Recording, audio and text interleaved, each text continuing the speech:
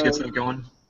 Yeah, so Jessica and Matthew, we are from US and Jessica really started GRIP is what we're calling our chapters, Generational Living Prosthetics. We just started over the summer and we've been paired with an organization here in Florida, Hands to Love. We've been paired with different recipients and we paired with my club with the recipients and I've been tried to design to make them as like personal and minor customizations on the designs for each.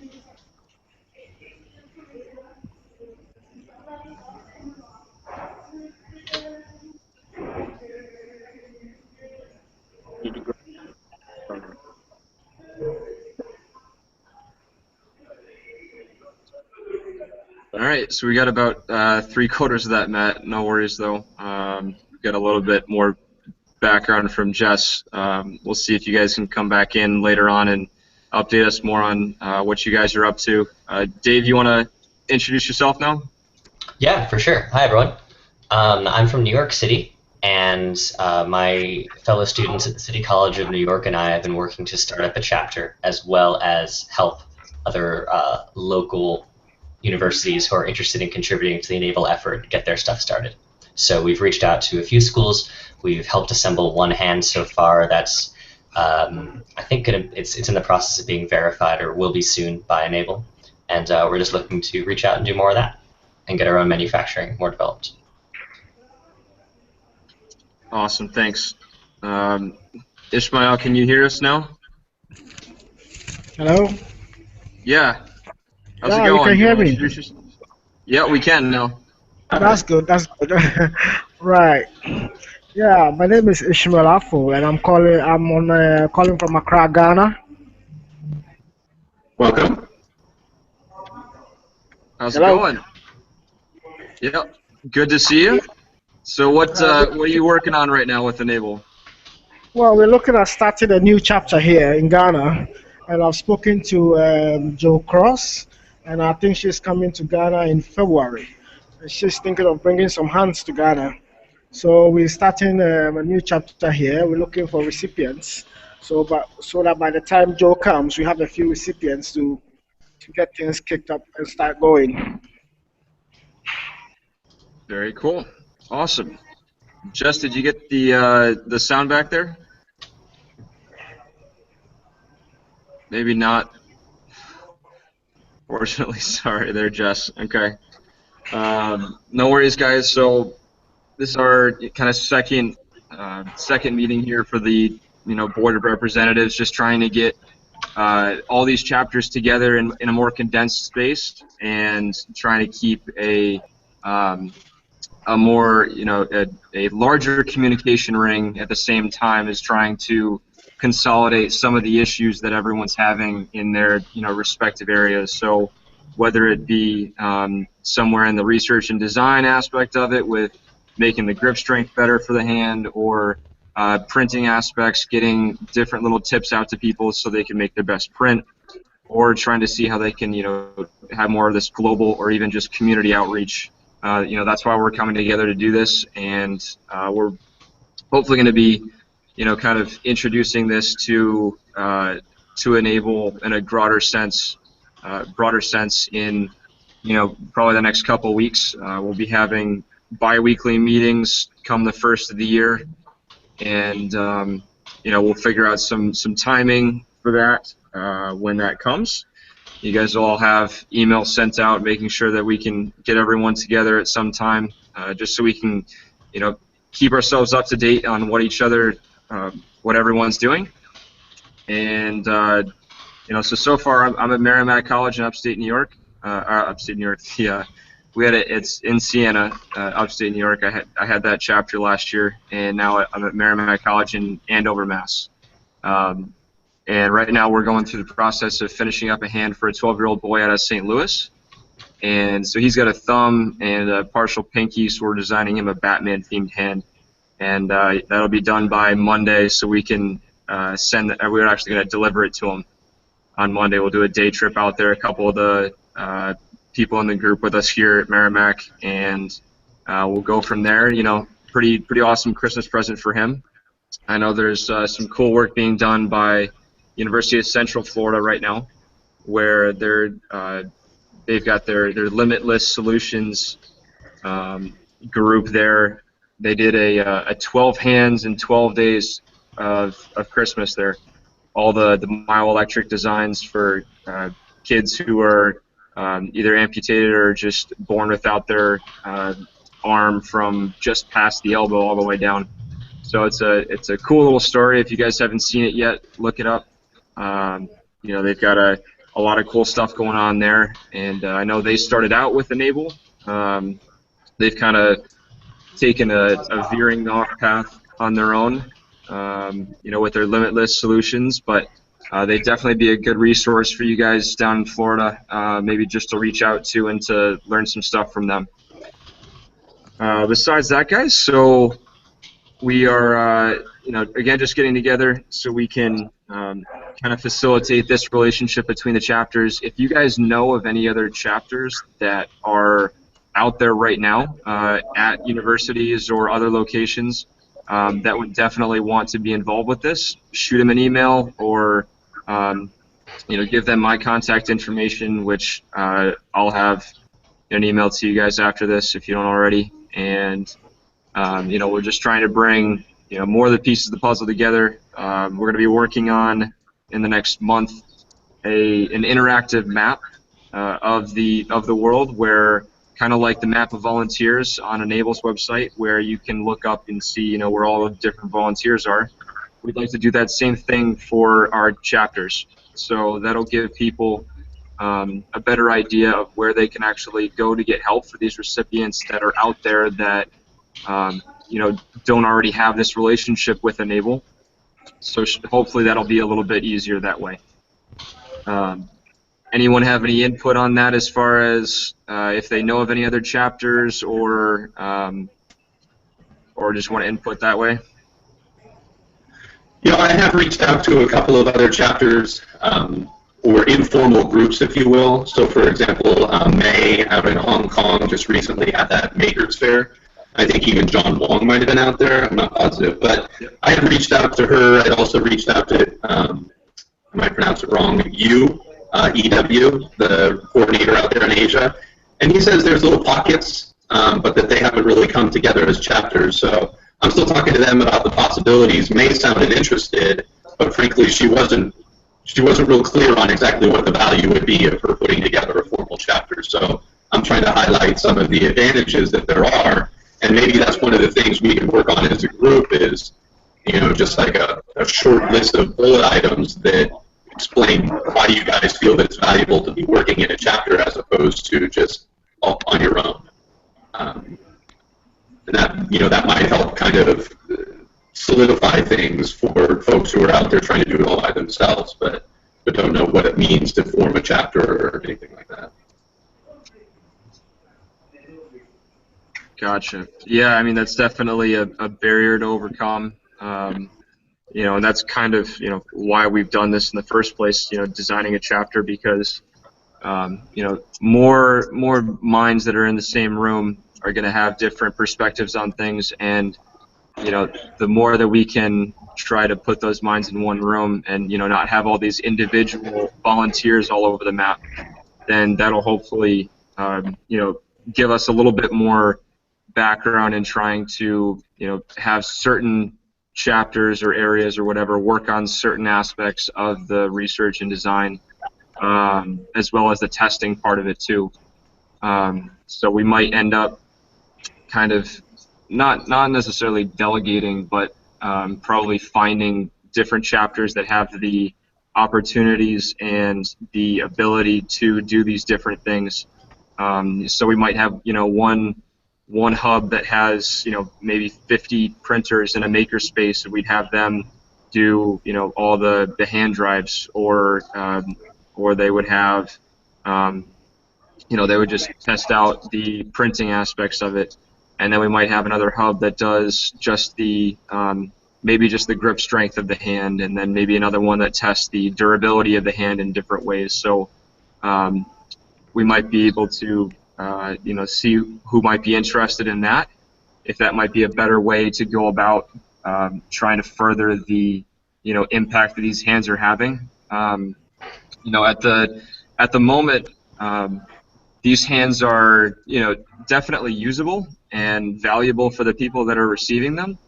But there's always kind of the inkling in the back of my mind that because I've already given one of these hands out and seen them work, that, they're little more than a glorified toy at the moment, right? So we're able to pick objects up, sure, but, we need to kind of get to that next step where, they can use these things to do, more fine motor skills and have a sense of touch as well. Currently, my guys are working on kind of a sensory feedback loop where they can just tell whether something is hot or cold that they're placing the hand on. Some very limited resources to try to keep the cost of the overall hand down, still below about $50. So that's another area that we could be looking into. Are you guys that are here right now looking into any of these different aspects of, or running into issues with either printing, designing the hands in CAD, or testing them or assembling them or anything? So I've got 2 notes on what you just said. So one is that I've been thinking about the cost thing and the complexity thing, and it seems that they're related but not completely disparate problems. And so it was pointed out to me at an e-NABLE event that not only the hands are not only advantageous because they're cheap, but they're also hard to break and easy to repair when they do break. And so I would say that any changes that are made to them have to keep that in mind as well, not just the cost, but the complexity of changes. But I'm really excited to see what we can do with like simple, robust sensors, like what you were talking about. That sounds great. And the other thing is that while setting up my own chapter, we've found it to be just remarkably logistically annoying and difficult a lot of the time to get started printing, especially if you haven't been before, especially if you're on a budget and can't just buy an off-the-shelf printer. And so what we've been trying to do is we've been trying to figure out all of these logistical difficulties and figure out how best to make those easier for new chapters and then spread that out among anyone in New York City, because we found that the remote support is great, but it's really nice to have local people. And so I think it's a real advantage that especially chapters that are located in densely populated areas can really take advantage of and try to support that way. Well, so we'll keep you posted with how that goes for us. What were we going to say? Sorry? Well, I was going to say, the thing that's interesting to me about that, David, is that, one thing that I've seen in the in the e-NABLE community is a lot of people with very good ideas putting in time and effort in order to try and solve problems. And then where I feel like our community sometimes falls down is actually connecting the rest of the community to that new solution. So right, because you have to dig through a forum, or you have to search through G++ for a while, and then you might find something. Yeah.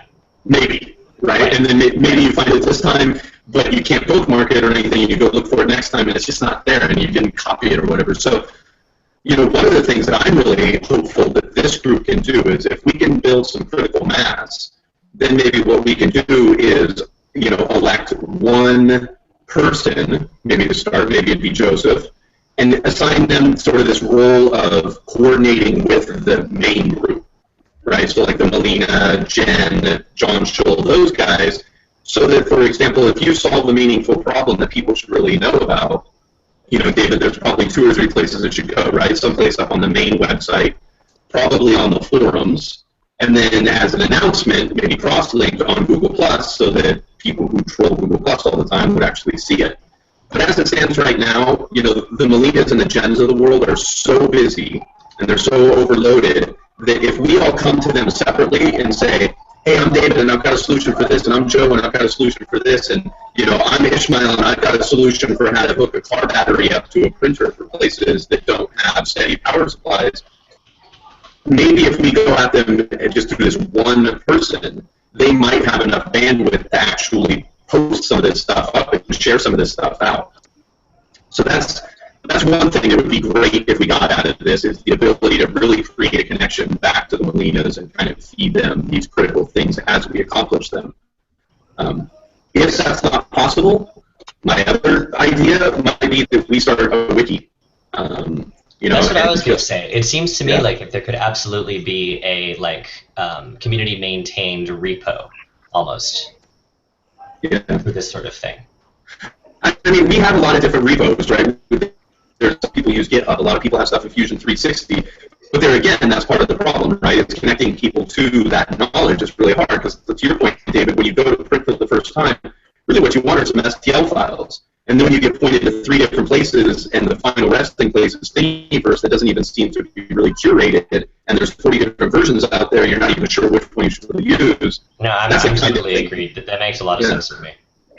So I hate to duplicate effort because a lot of that knowledge is already in the main website, so I would prefer that we maintain a nice, healthy bridge to that main group and kind of feed things over it so that they can share them out through the mechanisms we already have.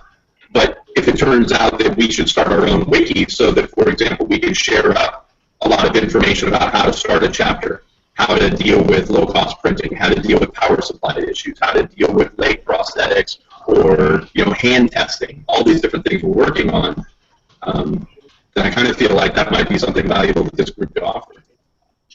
Yeah, I should be talking to Melina within the next couple days, I believe. So, definitely want to keep in contact with them and try to keep us all interlinked. We just figured that trying to see what our interest levels were in creating something like this, as a branch of the main community to give people like ourselves with the and the fabricating role of these hands and arms and whatnot, just an easier time of navigating the system, really. So, right now, e-NABLE's going through the process of, updating their systems with bringing everything all into one place. But it's a slower process, and but with some time that will definitely come.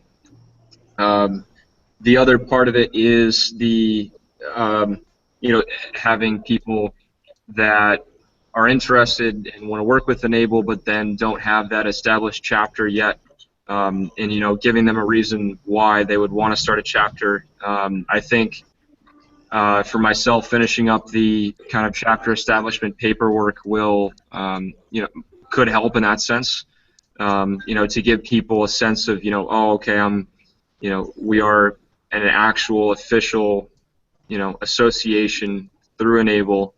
But again, that process is going to be slow because of the whole official part of it going through e-NABLE's lawyers and attorneys and whatnot to get some of that paperwork officiated will probably take at least a couple months here.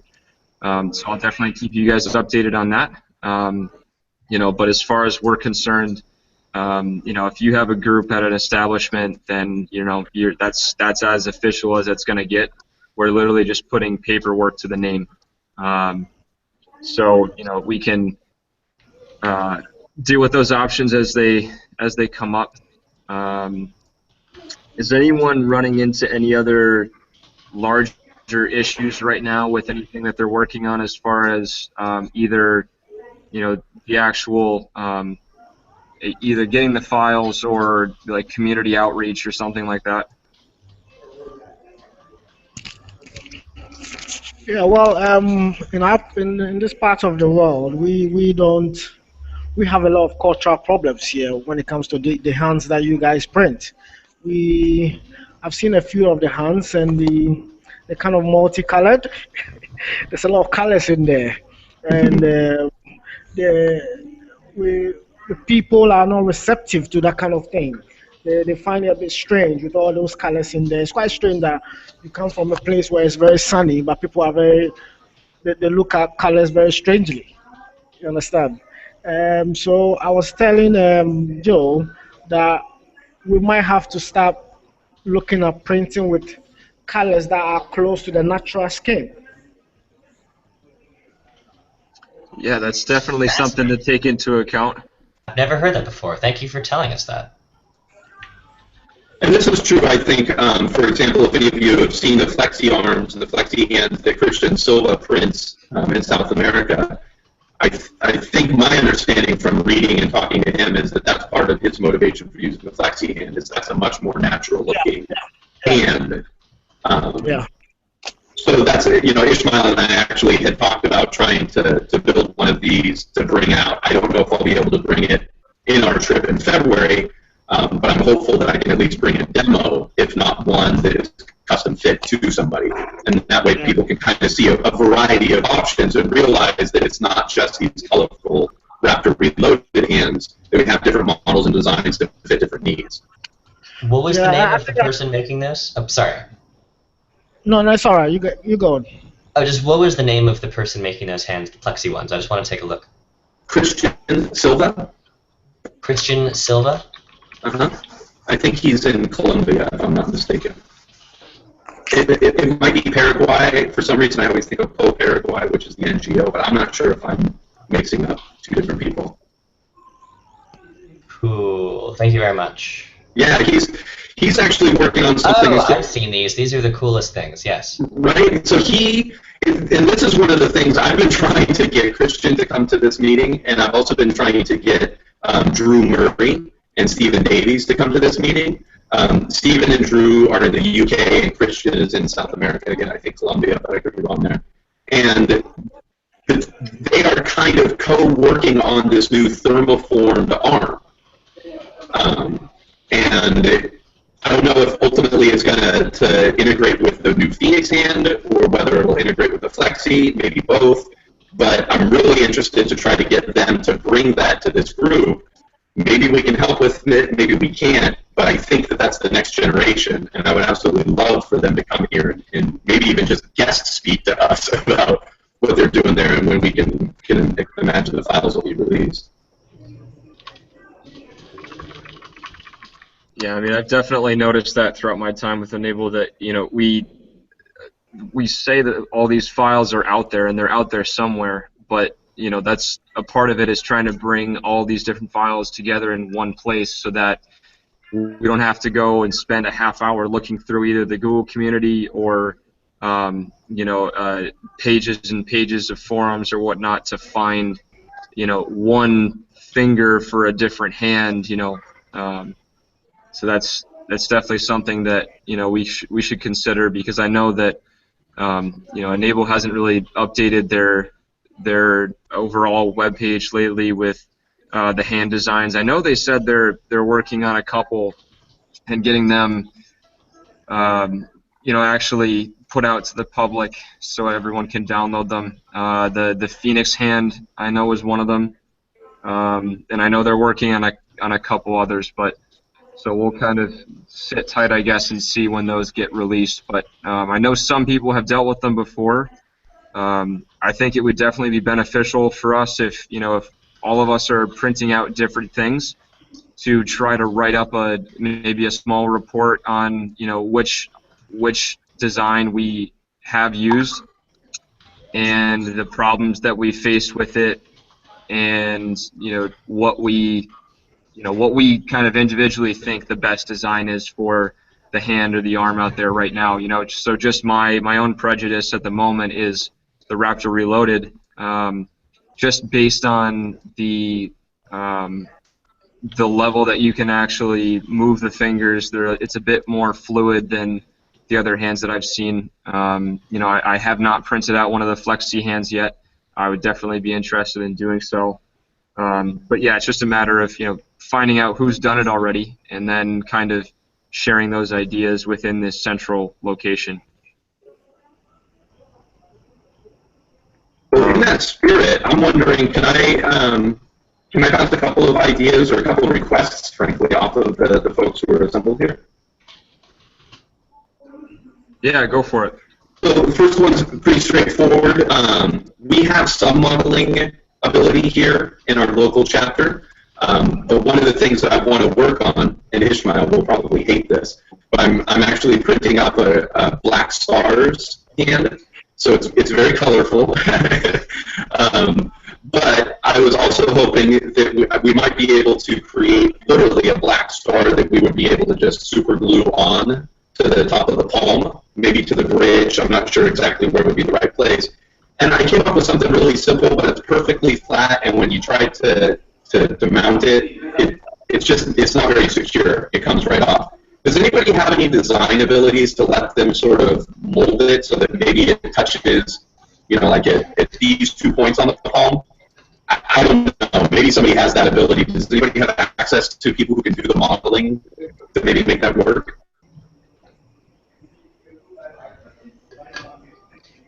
No. I think you'd have to describe that a little more closely, I think. I don't really know what you mean exactly.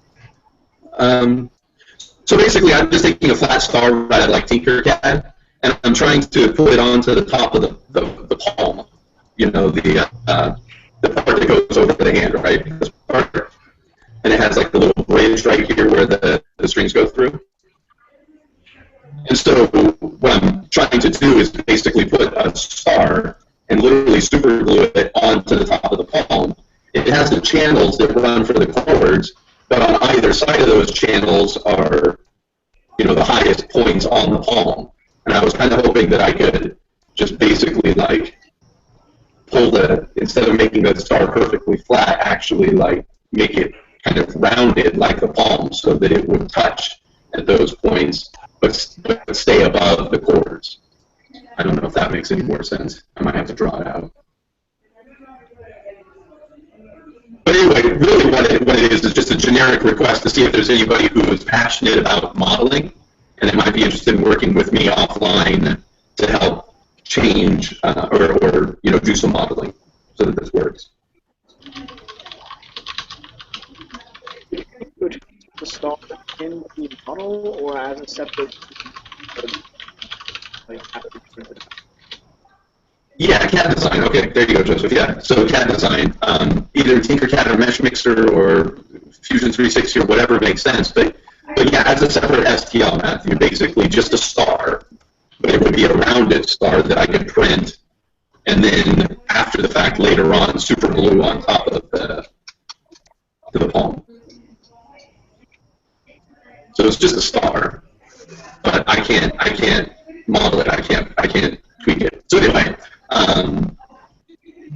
Do they need to be the same color? Well, if anybody's interested, I hate to distract the whole group from it, Jessica, it sounds like maybe I could chat with you later in order to try and work through it if you're interested. I want to pursue anything. Put me on that chat as well. I think I've got some stuff to contribute there. Okay, thanks. Yeah, I'm just begging ignorance as far as Mesh Mixer and all those modeling tools. I'm hopeless. I go in there and I wind up making things so much worse than when I started. So then the other selfish request that I had was, as Ishmael mentioned, when we go to Ghana in February, we want to take 50 hands with us. Right now we've got commitments for printing 33 of them. And I'm wondering if anybody is interested. I'd be happy to post the sign-up sheet. And if you would like to, it's a shipping cost, and so I totally understand if it's not possible. But if you're interested, I can put the link up in the chat. Feel free to talk to me, and maybe we can figure something out around shipping, because there's people coming out to visit me. I might be able to get it shipped over to them. But if you're interested in printing hands for us to take, then by all means, let me know and sign up at that link there.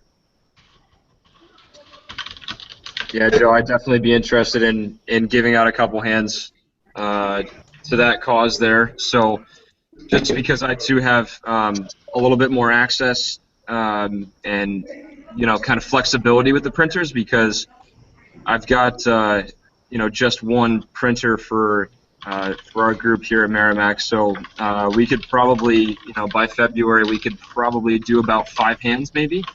Okay. If that'll help you out. Heck yeah. Yeah, and maybe just make the number that is easiest to ship, since that is a fair investment. I'm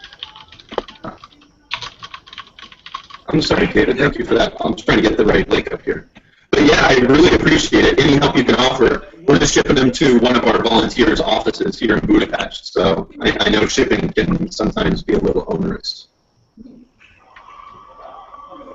Yeah, we can figure out that part when it comes down to it. But I definitely think we'd be able to print out a few hands for that. Do you know an actual date yet when you're going out in February?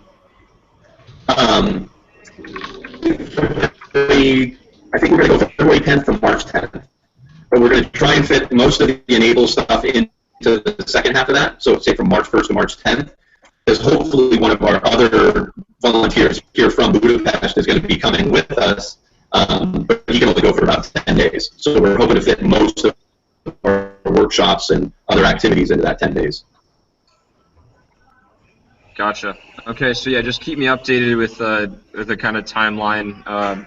You know, I'll be having some more help with students coming back to school probably around the third week in January. So, you know, within that first couple weeks of February, we could probably you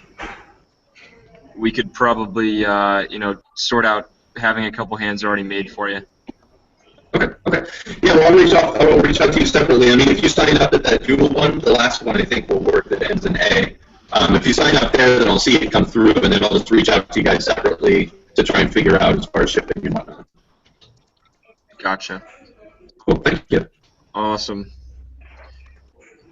Yeah, anyone else want to put out any topics to talk about for today?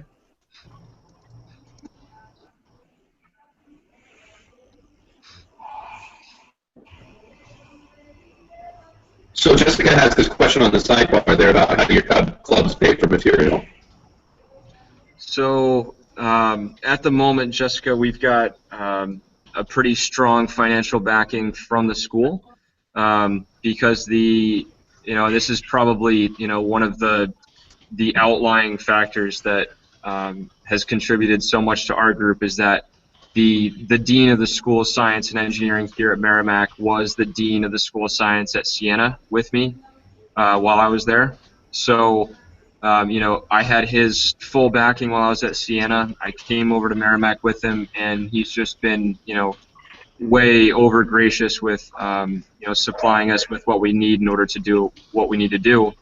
At Siena, though, however, we did just a GoFundMe page, and over the course of about a month, we raised about $1,400 just trying to, you know, outreach to people saying, you know, donate $5, $10 at a time, you know, and put it in a perspective that they can understand it. So, you know, tell them that they're paying for parts of the hand.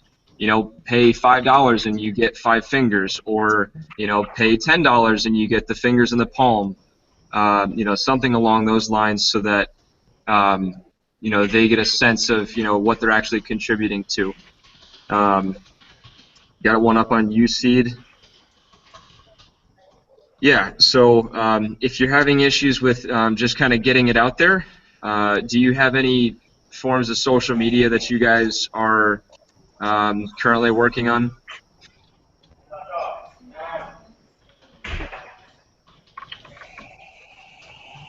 Yeah, so Dave, I think she was posting this question to you as well. Yeah, I gave an answer, which is that, so my school chapter, our project this semester has been outreach and getting our printers working. We have 2 hand-me-down printers right now, neither of which are yet in hand printing condition.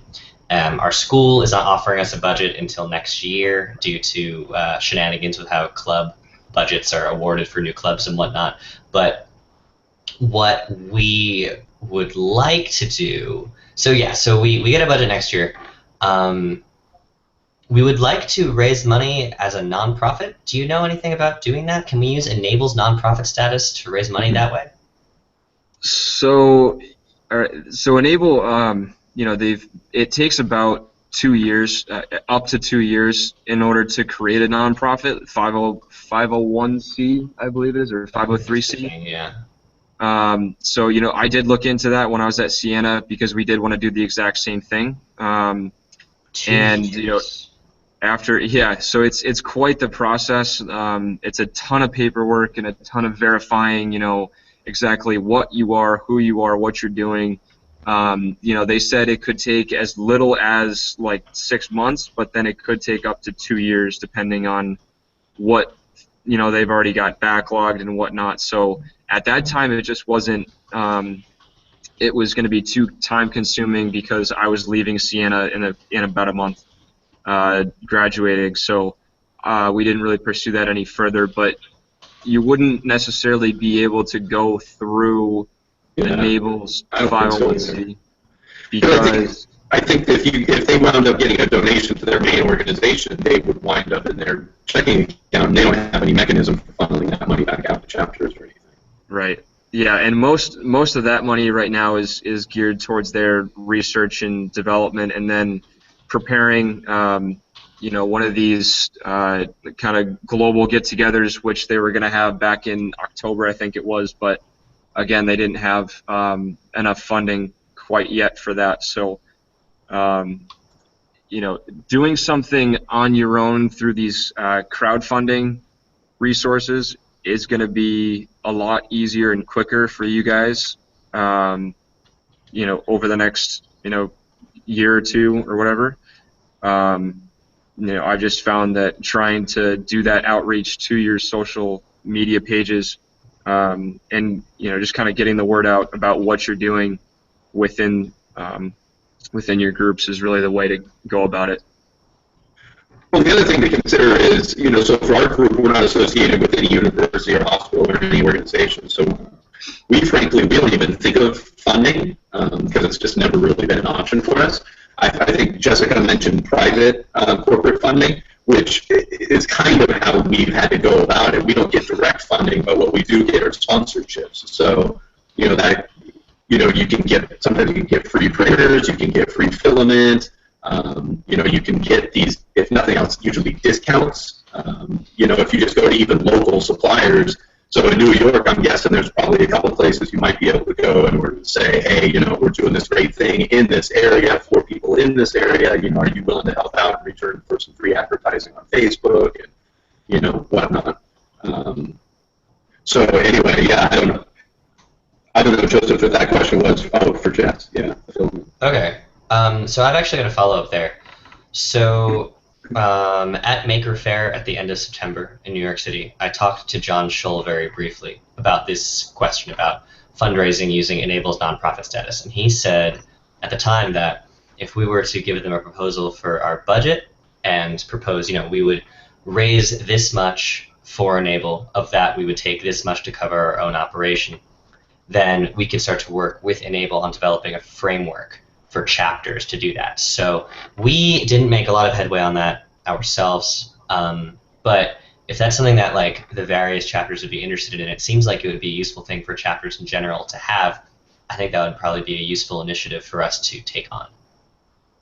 Because it's something that John indicated would be possible and they were interested in looking at. Joseph, what do you think about that? Because that contradicts what you said a little bit about it being an unlikely thing. I'm sorry, an unlikely thing for what? For us to be able to fundraise donations using e-NABLE's nonprofit status and then get money out of that. At the current state, because there's no framework for it, it's unlikely or impossible. But John Scholl suggested that if we were to work with them to develop a framework, it could be done.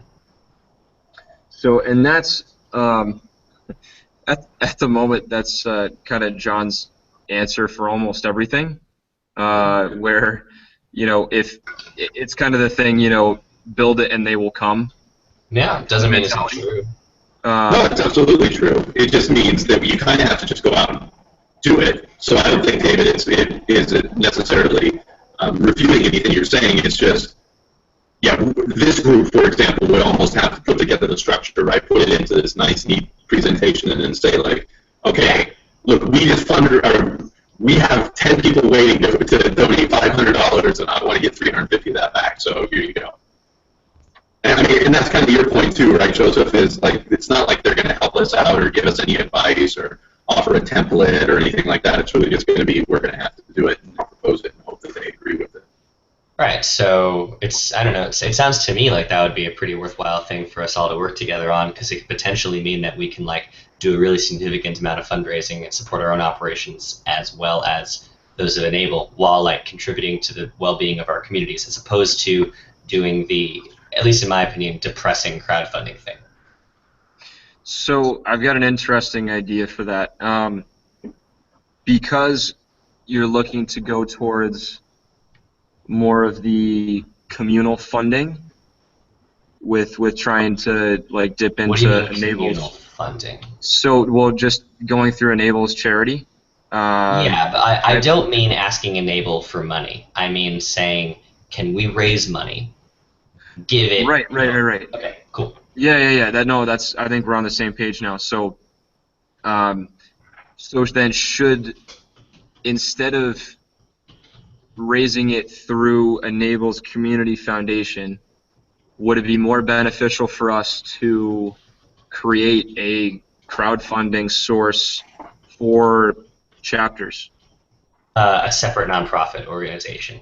Well, not even that. I wouldn't go so far into that. I would literally just go through, again, GoFundMe or something of that sort, but have a way for that money to be dispersed amongst the chapters who, you know, are having this issue of starting up. But still fundamentally make it a crowdfunding initiative. Right. I don't know. I don't think that would necessarily be a bad thing, but that isn't what I had in mind. I don't like crowdfunding nearly as much as I like going to like deep-pocketed sponsors who stand to benefit tax-wise from donating. No, I completely agree. I completely agree. I guess my thoughts are just more time-oriented, and I mean, time-oriented in what sense? Just that you know, through my experiences being the crowdfunding, it's just a lot quicker. As in, like, you get money in fewer weeks. Right.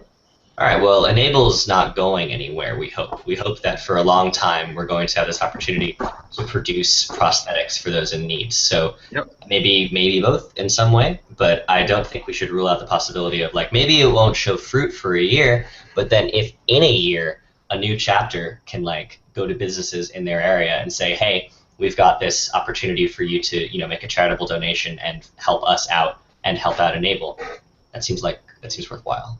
And if it's us that has to get the ball rolling for that, we should do it. I agree. I just, so, you know, do you have ideas about who we'd reach out to? I think we would put, well, John was the person I talked to, and John is obviously busy and difficult to reach. All right, Joe. Thanks, Joe. But I think we would want to put together just a little document that is all of us together saying, hi, we would all find this very useful and we'd like to work with you guys to do whatever we need to do to put this framework in place. Send it to John and Melina and who else, and then email them back in a week when we don't get a response. If we don't get a response. And I think to Joseph's point is where we can realistically expect it to take.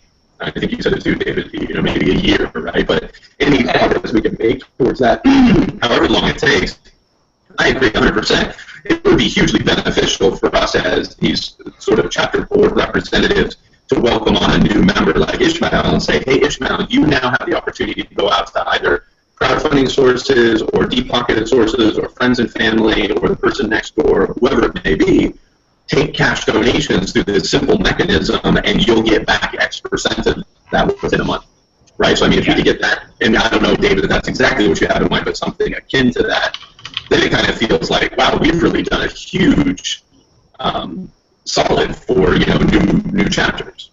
Yeah, and I mean, also for Enable, I don't think anyone loses here. And yeah, it's gonna take some work from us, and yeah, it's not gonna, you know, be there for a while, but like, we're visionaries, right? Yeah. Well, hey, I use Trello just for our local chapter work, so I drop a couple of tickets in there, or just a couple of cards in there, just to keep reminders, so that when we come back to this chapter meeting, you know, I don't know if ultimately this group wants to organize itself around subcommittees, and if we want to be that sort of formal about things. Oh man, I love committees. I don't know if you're being facetious. You're I'm being just facetious. Sorry. No, Yeah. you're a necessary evil. Well, and I don't care what we really call them, and I don't even care what the structure is. But for example, Joseph, you had mentioned that you're doing some work on leg prosthetics, and I knew some people who might be able to work on that. And I know that we all like to work independently, but there probably is some point in time where it makes sense for you to come together and sort of collaborate and say, hey, I think I've got a good critical mass of what they're doing over here. I hear that you've been making amazing strides in testing structural integrity. That's the part that we really need right now. So, hey, can we connect and work on this for a little while? I don't care if we call it a team, a group, a project, a committee, or whatever. But if we ultimately decide we would like to have, hey, here's a little group over here that's focused on leg prosthetics. If you're interested, then we make that information available to you on our chapter website or our map or whatever it is. And now you guys have the opportunity to kind of reach out to these 2 or 3 or 5 other people who are working on it. So, I'd be happy to work with you, David, on this as a small project among many little projects that this group might choose to take on. And if it crashes and burns, it crashes and burns, right? Then we're still stuck with the question that we're faced with today, which is, how do we get money for our chapters? Right. Well, it seems like Joseph knows how we should do that, and we should follow his lead on the how to get money for chapters today thing, because he's got a lot of experience with doing this, and that's awesome. No, I absolutely love the input though. So when I was at Siena, I did initially look into corporate funding because my dad was extremely interested in trying to have his company fund parts of it. Ended up again just not having the time. I guess time's my biggest issue at the moment for whatever reason, but. No, I definitely agree that doing this corporate funding like that, so what I would envision that way, because, we're all spread out all over the place, is trying to either maybe not find, individual private companies, but finding ones that are especially 3D printing oriented, or, maybe overall community health and increasing quality of life oriented groups. That's just an idea of kind of where to start with looking towards trying to find some of those corporate sponsors. So I agree with you that looking for those companies will be great because they'll have a direct stake and they'll see the relevancy of what we're doing. But in my experience, they don't necessarily need to be. So for example, I used to, the reason, so what sort of got me really pushing for this is in high school I was on a FIRST robotics team, and we received a really paltry operating budget from the school system every year that covered approximately 8% of our yearly operating budget. And so we had to make up money somewhere, and so what we did was we had a very serious marketing department on the team, and we were a nonprofit, and we reached out to many businesses of all sorts. Small ones like local medical practices, local engineering firms, and also Verizon and Time Warner. And they would sponsor us, for several $1,000s a season. And Time Warner Cable, yeah, it's a tech company, so I suppose there's some relevancy there, but they don't particularly care about robotics or anything. But tax break, good cause, get their name on something. Everyone wants to donate to this sort of thing. No reason to limit ourselves. Yeah. No, I completely agree.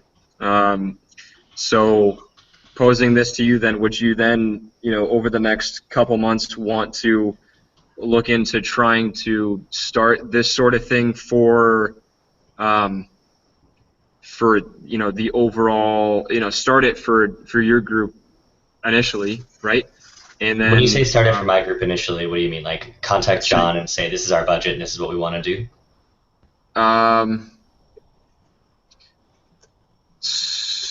So you're looking to still go through John to try to start this kind of funding? What do you suggest? I mean, just because they, people like John and Melina and all of them, like Joe has said, they have so much on their plate right now, and that we've individually already kind of seen them come back to us and say, well, hey, kind of go see on your own how this works, and then we'll talk, kind of thing. So I don't when know you if it'd be say, beneficial. well, so what do you suggest, and what are other routes that you see as better to pursue? Well, if I could, what I might suggest, just based on my experience with John as well, is, I think we're going to have to put together some kind of a presentation, kind of a framework. It could be a Google document, it could be a PowerPoint presentation, whatever, but they're going to want to see something.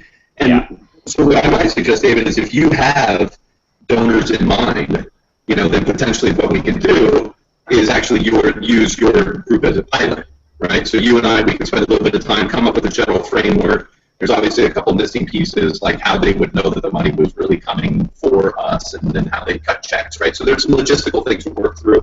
We kind of think through that. We put together some suggestions, present it to them, and say, and by the way, I want to be the pilot on this. I've got money that's ready to flow into me. Can we test that out and see whether or not I actually get cash in, a bank account, right? Okay, so that sounds good. I just want to clarify something.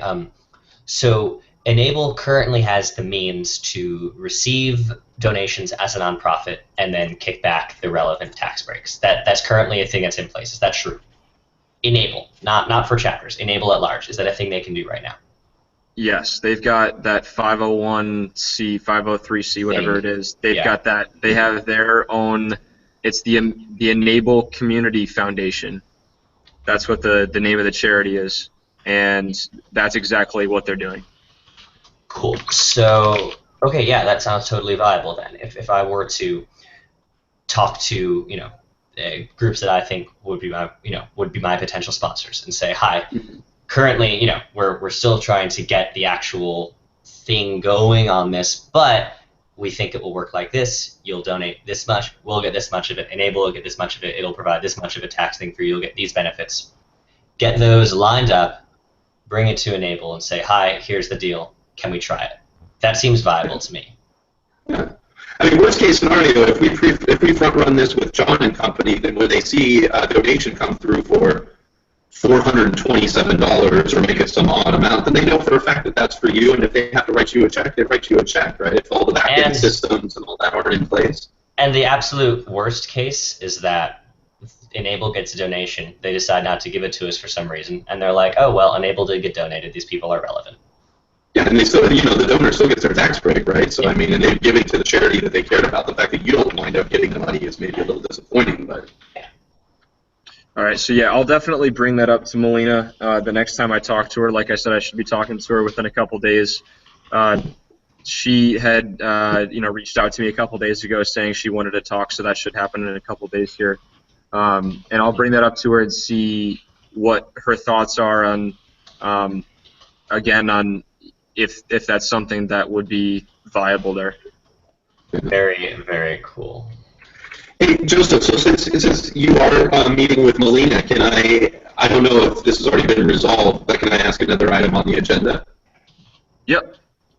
So you and I had started talking about the idea of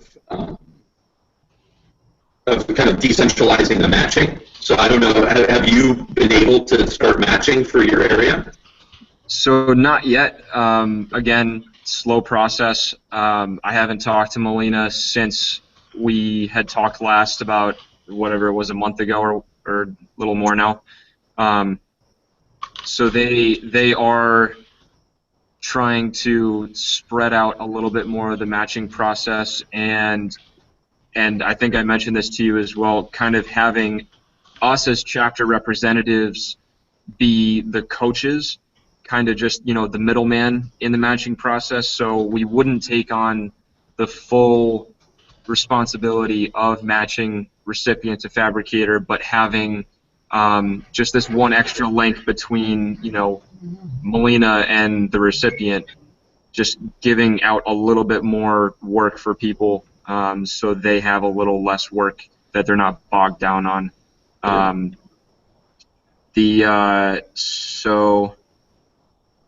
Right, Jess, and I would only just caution you too that and because I've talked to Melina about this as well, because we've had people come to us, from our direct community and ask us for hands is that you, I mean, you don't necessarily have to do this, but I would always err on the side of still going through e-NABLE, putting them through the recipient matching process just so that e-NABLE knows that these people are still getting the hands, just so there's a better paper trail of, you know, how many hands they're actually outputting. You know, but by all means, you know, keep going with those people and do what you need to do in the meantime, because I understand it takes, you know, way too long right now to match people, and that's definitely something that, you know, we're trying to help by, you know, being these coaches, trying to sort out and make a little bit quicker. Well, if there's any way, I mean, we're ready to do it, you know, so that's why I'm kind of interested in it. And I've had some emails out to Melina and company for a while. So anyway, yeah, Joseph, if there's any way that you can even bring it up, you know, that for me would be another pretty big success, is if we, as this chapter group, were able to, again, kind of to what David's talking about, come up with some kind of workable, sustainable structure whereby the chapters take on some of that responsibility for matching in their area. Even if it requires that Melina train us on how to do the matching, you know, if we have to become sort of matching trainers, even ourselves, one representative from each chapter could go get this training and then become the matcher for that area. Personally, I'm suffering pretty miserably over this whole thing. Stephen Hunis was the matcher for Europe, Middle East, and Africa, I believe. And it took me a month to get a response back from the matching team to say that Stefan isn't doing it anymore. So now here I'm 2 months later, and I'm still trying to get the contact information for somebody in Poland who's been sitting on the list for over 6 months. So the pictures don't even work anymore, right? I mean, at this point, we have to reset the clock and start all over with these folks, and all I need is an email address. And I just, you know, it's unfortunate to me that those kinds of opportunities go by just because we can't come up with some kind of system for spreading out that load. Yeah, so like I said, they're trying to reorganize that right now. Cool. And again, slow process. So I'll let you know if I get anything. If I get anything out of Melina the next time I talk to her. You know, we'll see what kind of stage she's at with delegating a little bit more of the work there. You know, but yeah, like I said, in the meantime, if you've got people that you know that that you can work with, or if you have a way of trying to reach out to those sorts of people, then, you know, go for it. And, you know, but like I said, I'm at least still putting everyone that I have that come to me still go through e-NABLE, so that there's a little bit of a paper trail somewhere. Yeah, makes sense. So, all right, yep. Thanks, Jess. We'll talk to you later then. I've got a question about matching, actually. Yep.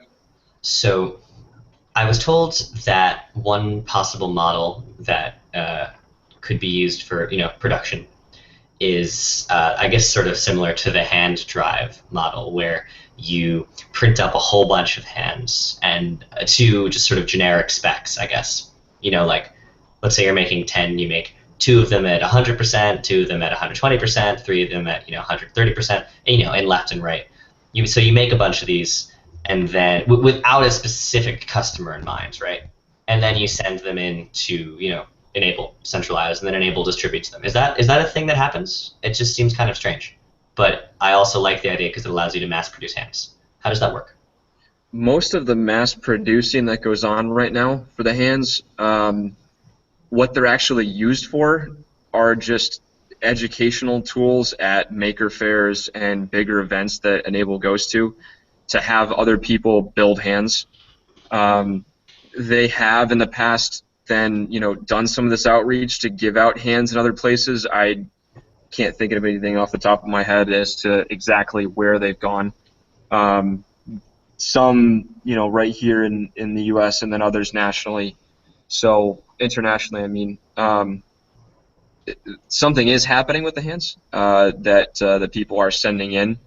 I just think that they probably aren't being used in the best sense, you know, for these, you know, hand drives. I think they're really just sitting on the hands a little bit more than they probably should. Sitting on their hands. Yeah, literally though. I mean, honestly, I envision, probably a couple hundred hands right now sitting in someone's basement that they're just kind of hanging on to for the right moment. So it's, you have to kind of have an instance, like Joe's, where you have something you're going towards and you actually have people to give these hands to. Then that's great for having a hand drive. But I think that's been a little bit overdone in the past year, and I think they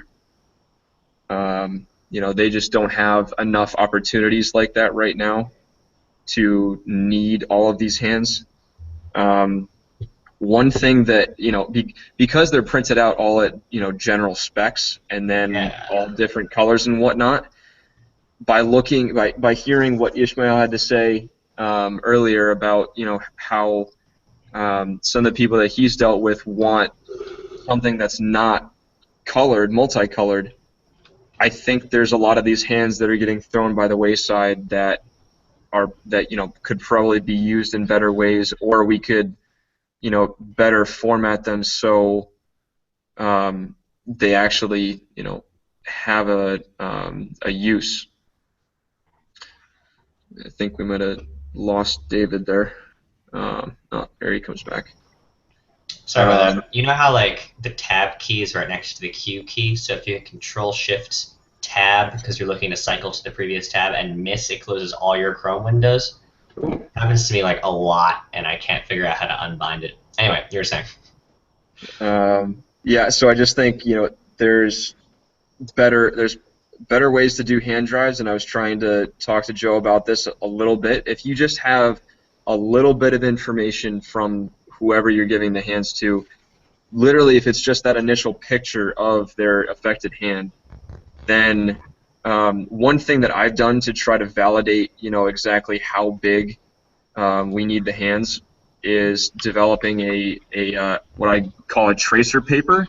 So I would print out the based on the measurements that I would take from one of the photos that I get, I would draw out on a piece of paper the outline of the palm that I think is going to be needed for that person. I would print out the palm on its own and then trace that, scan that in and send it to whoever's getting the hand, and then have them just draw their hand on the piece of paper and see whether or not it's fitting within the device that we think it's going to be. So with some of these hand drives, I think that they would be better used if we just had a little bit of information about who they were going to. So doing a general hand drive, you're saying, is not a useful practice in all likelihood.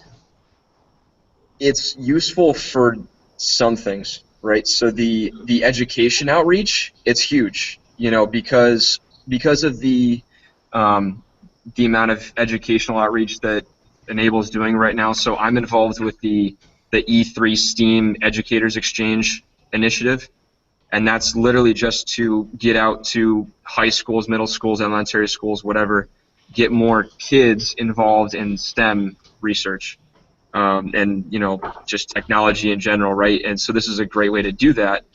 Having the kids be able to physically do something and put the hands together, that's a great way to to have these hands. And then maybe they could be used as test hands, in the future. That would probably be a good use for them if they, those ones that don't end up actually being fitted to people through these hand drives.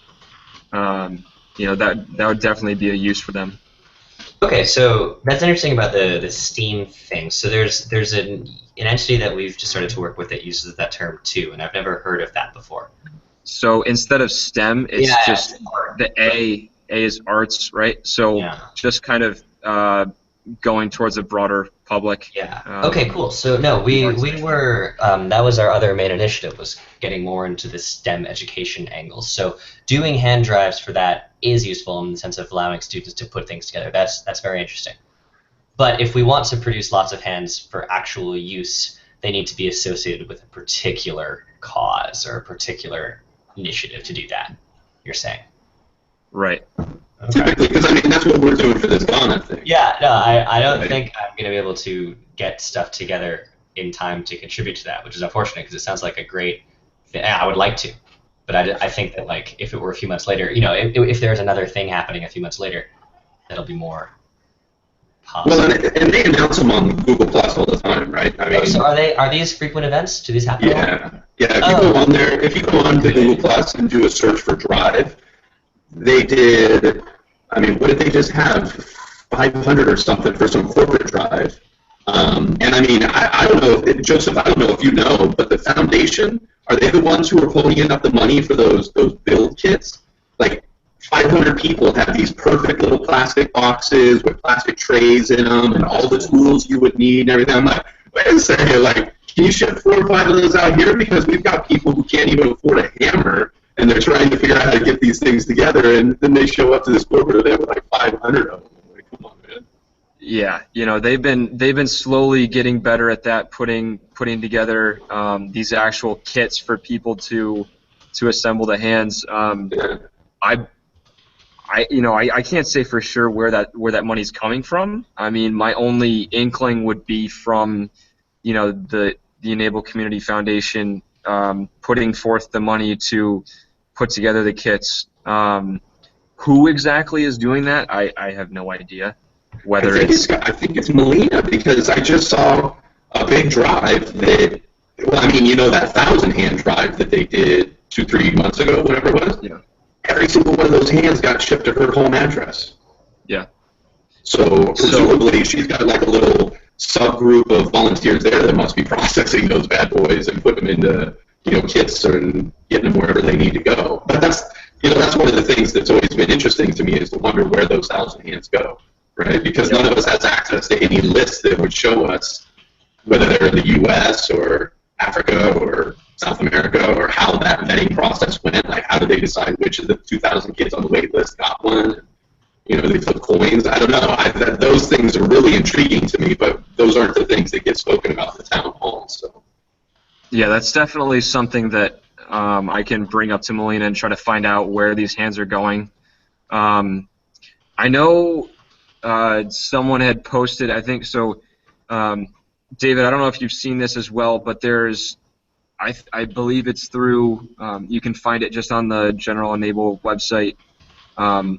There's a kind of timeline of events that people are going to, and other like maker fairs and whatnot, hand drives and other little 3D printing expos and whatnot that are up on a kind of Google Calendar for people to see, so you can kind of get a sense for when these things are happening and where they're happening, and if you guys could get involved, like at the Maker Faire in New York City a little while ago, that would have been a good instance to see that up on the.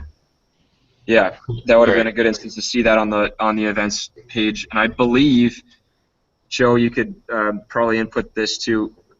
I believe someone had commented on the link on Google Plus that you had put down for this video chat, of putting our video chat as an event on this Google Calendar. Yeah. Yeah, they did it, and in fact, I'm looking at it right now under the events calendar. So yeah, I mean, we can certainly proactively invite them in the future if we want it to be on the calendar. I don't have any. It doesn't seem like we're going to get any resistance to hosting these things. So Yeah, I mean, I guess. Sorry, go ahead. The trace paper method that you mentioned before, is there something I can just have a link to as notes? Are there resources available for that? Not yet. I'm again just having the time to put that together in a formal document. I can just briefly explain it to you a little bit more if you want. Yeah, sure. If that would help. Yeah, I'm taking notes now. Okay. Let me just draw it out quick on a piece of paper here for you to see if that would work out a little bit better. So on your piece of paper, just all the way around the edges, imagine we have basically a ruler that you would mark off some known distance. all the way around so that you have a grid where you're going to be putting the printed palm down on the piece of paper. So you get the measurements from the initial picture that the recipient provides. You then print out the palm based on those measurements, trace down the palm onto the tracer paper, and then you have some measurements down on the paper to tell you exactly how big the palm is, so that coming back, coming back that exactly how big the palm is, so that when you try to scan this into someone and they print it out, draw on it, scan it back in, send it back to you, the sizing gets distorted. So you have to know to print it out at like 107% or something when you print it back. It seems like what you would want would be to have someone send you a photo of their hand against a grid of known size, and that would do the whole thing for you. So that's great, but the only issue that that I'm trying to kind of cut out for the recipient is them having to do any real work, right? You kind of need to make these things idiot-proof. No, totally. So if you took a picture of your hands next to a ruler, right up against the ruler, then I think that with the right software processing, or even not just software, just like processing on the other end, you could then extrapolate this dimension, assuming like a not super skewed photo, and then all the recipient would need would be a ruler. So that's already viable, do you think? That's how they do the pictures in the first place. Oh, okay, cool. Yep. So you're saying just add another layer of checking.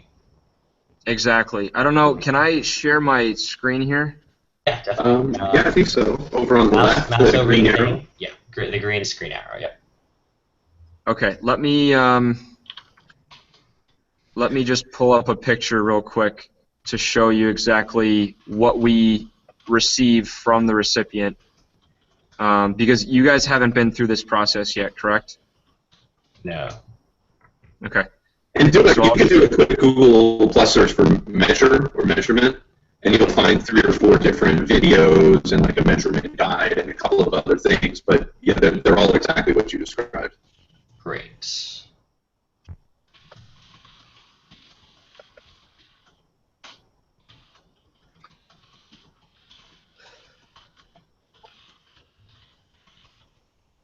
So my computer's just loading up a picture here for you if you can't find one already. But that's literally what they do. They put their 2 hands down on a piece of paper or like a desk or something, and then they end up having a ruler in between their hands.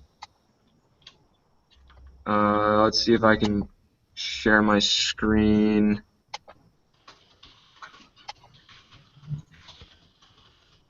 Alright, can you guys see my screen now? It's very black. Is it an all black picture of a black hand with a black ruler on a black background at night in a closet? It's just black. Oh wait, there it is. Now I can see it. Oh. See it now? There it is. Yes. Yeah. So that's the typical measurement photo, right? Although the only thing that I see missing there is a coin. I'd like to put a coin in so that you know what the scale is. Yeah. So we don't even need the coin, because the software that we use, and I can send you a link to this as well. It's just called Tracker, and basically what you do is you input the picture into this piece of software. You take the measurements based on the like a calibration stick that you put down on the ruler that's provided in the picture. You tell the computer, okay, this many pixels is equal to this many millimeters. Love that. What's this thing called? Let me hang on a second here. So the only thing to be aware of is in that picture, And here's the only problem that I have with the tracker is when you use that kind of tracker software, what I started doing was I started doing the calibration by measuring just 1 centimeter or 1 inch on the ruler, trying to do it as close to the place that I needed the measurement. But what I realized is that no matter how good a photographer you are, no matter how well you set it up, the camera's almost always at some angle. You just can't help it, right? And so the photo's always skewed. Yeah. So my suggestion would be take an average, right? Take an average, so like measure from 10 to 20 or 1 to 20, divide that by 20 to get an average distance for an inch in the picture, and then do your measurement and kind of scale it against that. Because we were off by probably a good 5 or 10% at the beginning, just because we were trying to use that photo. What I found was that the coin being in the picture gives you an absolute, an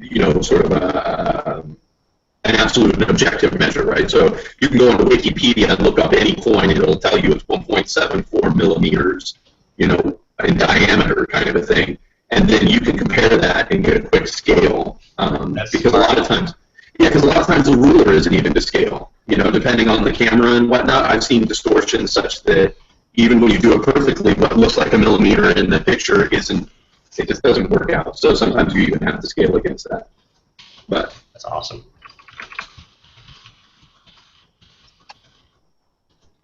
So I'm curious, Joseph, are you just using the are you using that one that's linked up from the Handomatic, or are you using a better one?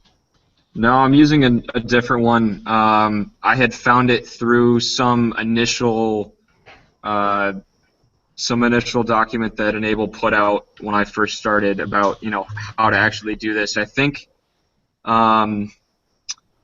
it was Jeremy Simon through 3D Universe put out a little video on how to take the pictures and go through this tracker software. So let me my computer is being especially slow right now. So I'm just going to type this out here, David, so you can try to Google this. On 1 second.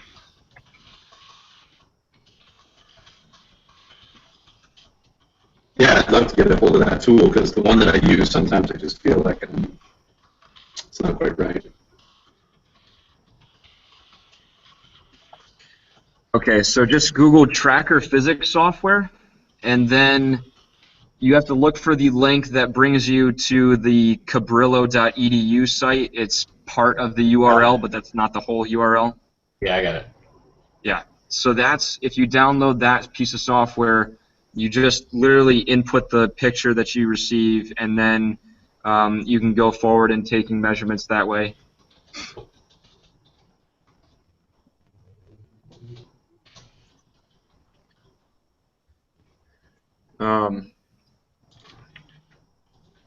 Yeah, any other initial questions on that? Yeah, I think that's good for the moment. I just wanted to know about what the deal was with these mass production things. So do them either for STEM use, where kids will assemble them, or geared to targeting a specific drive, and ideally have that drive be taking measures to make sure that their hands are like reasonably fitted. Exactly. Cool. Yep. All right, so this has been great today, guys. If you guys have anything else that you'd like to talk about with me, I've got just a couple more minutes here, and then I got to get on to some other stuff. But other than that, we'll definitely be keeping this going. We'll probably start it back up after the first of the year, and we'll go from there pretty much bi-weekly to kind of update everyone. Cool. Great. No, I So think this this has been good. I'm going to discuss with Joe about the fundraising thing. Yeah, I actually have to run to another meeting, but do you mind if I just reach out to you? Maybe here, let me put my email address on the side here, and maybe just reach out to me with some good times. Just keep in mind that I usually turn into a pumpkin right around 4 o'clock Eastern time, just because of the time difference. Right. No, that's fine. I'm pretty good at discussing things over email or chat. Also, it doesn't need to be face to face. I'm like a chataholic. So if you like chat, then let's chat. Yep, that'll work. Spectacular. Cool. All right. All right, well, David, it was nice to meet you, Joseph. man. Nice to meet you too, Joseph. Yeah. Nice to meet you, Joe. Nice to see You you, as Joe. well. All right. All right, we'll be talking soon, guys. Thanks. All right, later, guys. Okay. Have a great day. Bye. All right.